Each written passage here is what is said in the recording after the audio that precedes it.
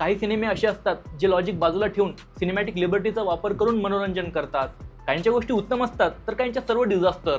आंबट शौकीन हा त्याच कॅटेगरीमध्ये येतो. लोकांना सोशल मीडियाच्या माध्यमातून ट्रॅपमध्ये अडकवलं जातं, त्यांच्याकडे पैशांची मागणी केली जाते आणि त्यांना मानसिक त्रास दिला जातो. आणि अर्थात त्याचा शेवट काय असणार हे तुम्हाला माहितीच आहे. तर हे सर्व काही 3 मित्रांच्या नजरेतून दाखवलं जातं. कथानक खूप जास्त क्लिशे साऊंड करतं, तर यामागची संपूर्ण कारण आपण जाणून घेऊया. पण तत्पूर्वी आपण अभिनयाबद्दल बोलू. अक्षय टंकसाळे हा त्या 3 मित्रांपैकी एक आहे. त्याचा अभिनय ठीकठाक आहे, पण तो अजून बेटर होऊ शकला असता, कारण त्याच्यात खबडीन डावपेच खेळणारा एक स्पार्क आहे. अरे हे थोडंसं वेगळं होऊन जाईल.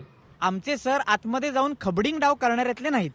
त्याच्यात एक प्रकारचा स्पार्क आहे जो एकाच वेळेस निरागस आणि भुरटा दोन्ही पण आहे.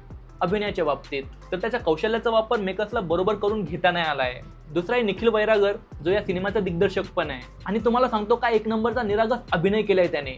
एवढा निरागस की तो बनावट वाटतो. पूर्ण सिनेमात तो एखाद्या लहान मुलासारखं बोलतोय. इनफॅक्ट या एजमध्ये असं कुणी वागतच नाही, त्यामुळे ते पात्र पूर्णतः फेक वाटतं. किरण गायकवाडच्या अभिनयात एक प्रकारचं बॅलन्स आहे आणि ते बघून वाटतं की तो ॲक्च्युअलमध्ये अभिनय करतोय. त्या तिन्ही मित्रांची कॉमिक टायमिंग, त्यांची ॲक्टिंग ही नॅचरल वाटतच नाही. मित्रांमधली केमिस्ट्री, तो एक प्रकारचा बॉन्ड इथे मिसिंग वाटतो. त्यामुळे त्यांचे सीन फोर्सफुली केले जातात असं नोटीस होतं. पूजा सावंत यांच्याकडे जास्त काही करण्यासारखं नव्हतं आणि त्यांचा अभिनय हा काम चालू आहे. पार्थ भालेरावचा इंट्रो अशा वेळेस होतो जेव्हा कथेमध्ये शॉकिंग ट्विस्ट येतो. तर अर्थात ते कॅरेक्टर इम्पॉर्टंट रोल प्ले करतंय, पण सुरुवातीपासून आपण कनेक्टेड फील करत नाही.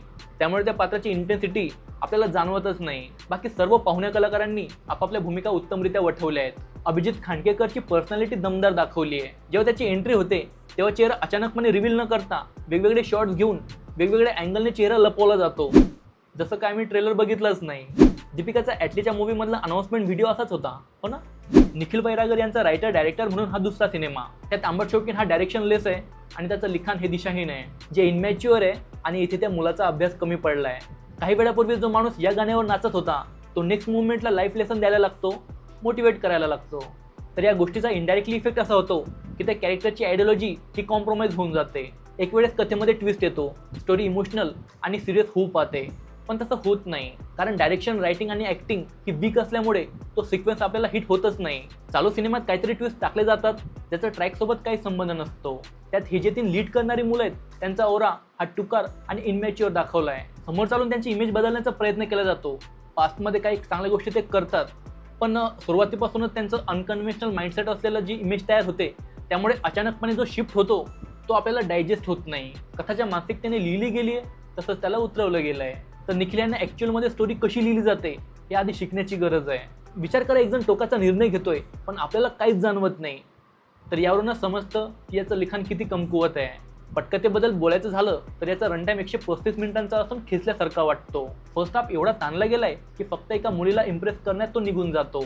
कसं बसं इकडून तिकडून जुडवाजुडव करून, लॉजिकलेस ट्विस्ट दाखवून आणि पाहुणे कलाकारांना ॲड करून ते क्लायमॅक्सपर्यंत पोहोचतात. तर याची एडिटिंग खूप ॲव्हरेज आणि इनलॉजिकल आहे.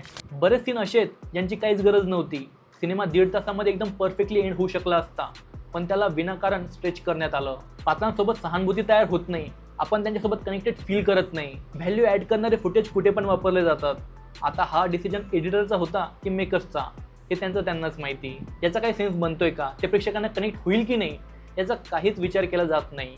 डायलॉग तर खूप केविलवान आहेत, जो याचा सर्वात मोठा वीक पॉईंट आहे. भाऊ कदम यांचा एक सीन आहे जिथे त्यांच्या व्हॉइस ओव्हरच्या माध्यमातून एक बॅक स्टोरी दाखवली जाते. तर ते एखादा अवघड मराठी शब्द असलेलं पुस्तक वाचतायत असं वाटतं. याचा बॅकग्राऊंड स्कोर सिच्युएशनला ओव्हर ड्रॅमॅटिक बनवण्याचा प्रयत्न करतो, पण काही ठिकाणी ज्या लेवलचा BGM वापरला जातो तो सीन त्याला जस्टिफाय करतच नाही. एक गाणं आहे जे एनर्जेटिक आहे, त्याचं संगीत छान आहे, पण व्हिज्युअल्स आणि लिरिक्स हे मला पर्सनली आवडले नाही. एकूण काय तर हा काही डिपार्टमेंटमध्ये बेटर होऊ शकला असता, पण लिखाण आणि दिग्दर्शन हे दिशाहीन होतं आणि तोच याचा मार्ग ठरला. बाकी हा व्हिडिओ तुम्हाला कसा वाटला हे मला कमेंट करून नक्कीच सांगा. याचबरोबर मी जारण या मूवीचा रिव्ह्यू केला आहे, जो तुम्ही इथे क्लिक करून बघू शकता. व्हिडिओ आवडला तर लाईक, शेअर आणि सबस्क्राईब करा आणि बघत राहा द मराठी शो. भेटूया आपण लवकरच. जय हिंद, वंदे मातरम.